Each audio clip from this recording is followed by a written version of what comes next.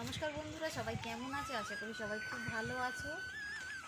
আর খুব একটা ভালোও নেই, এখন একদম টিকটিকি দুপুর 12টা বেজে গেছে। আর দেখো আমি কোথায় বসে আছি, আম গাছের তলায়, দেখতে পাচ্ছ? আর এই ড্রাগন গাছটা একটু কেটে দিচ্ছিলাম। আর দেখো এক বালতি জল নিয়ে এসে বসেছি, স্নান করব, কিন্তু এখন স্নান করতে ইচ্ছা করছে না। মানে আম গাছের তলায় বসে আছি, আমটাও দেখো অত কাছে যেতে হবে না, দূর থেকে দেখালেই হবে।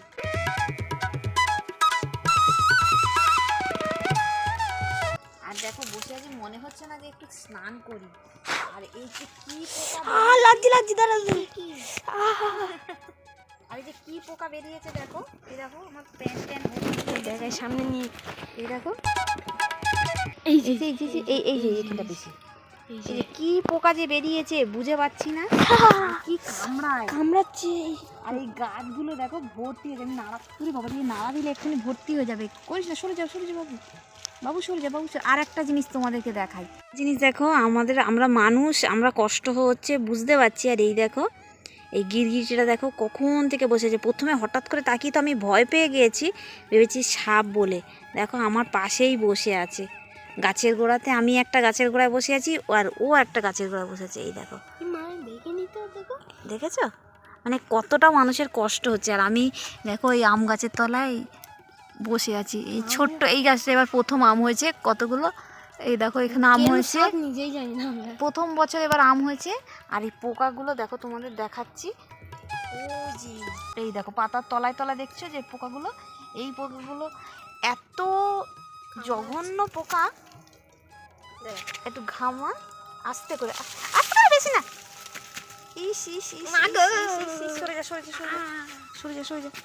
সরে যা, এটা ভয় পাচ্ছে না, থাক, ও কষ্ট হচ্ছে।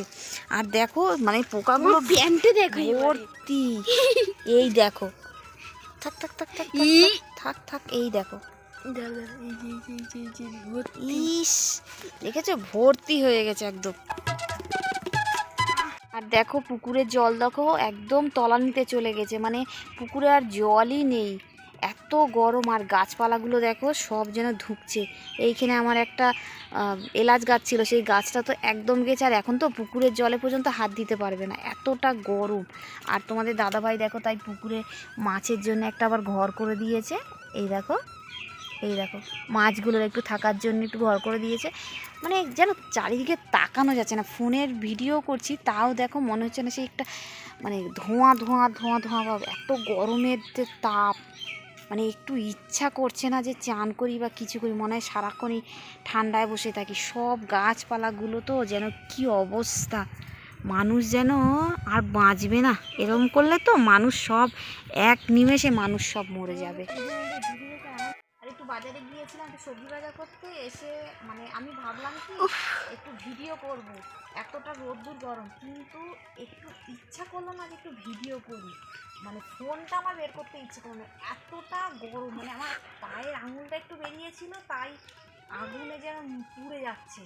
আর আমার মেয়ের অবস্থা দেখো, বলে এই গরমে কি বলে, মুখে পুরো টেপ, পুরো চারিদিক থেকে টেপ আটকে আর বসে আছে, মানে কি করবে। তারপরে এসে আবার এদেরকে একটু স্নান করালাম, জল এনে সেইভাবে বসে থাকি। এবার একটু যে ঠান্ডায় বসবো, ঘরে তো টিকতেই পারছে না, যেহেতু আমাদের পিমড়ির মতো। দেখো আমার মেয়ের অবস্থা, দেখো পুরোটা পেছন ঘর। আরে নষ্ট করিস না বাবা, নষ্ট করে না, কি